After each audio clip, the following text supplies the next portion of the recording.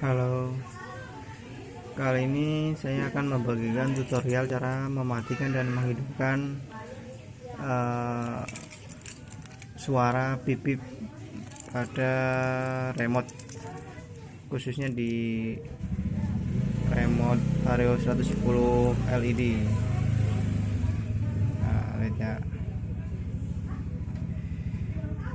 Hmm, sekarang masih hidup ya. Cara mematikannya yaitu pencet selama 3 detik, nah, sampai merah ya. Kita coba.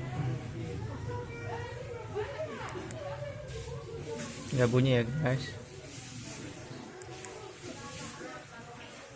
Oke, cara ngidupinnya juga sama, kita pencet atau tekan selama beberapa detik saja, yaitu 3 detik, kira-kira 3 detik ya.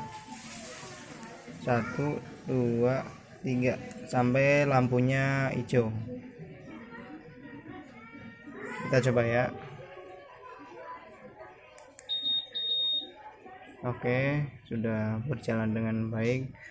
Oke, terima kasih sudah menonton video channel saya.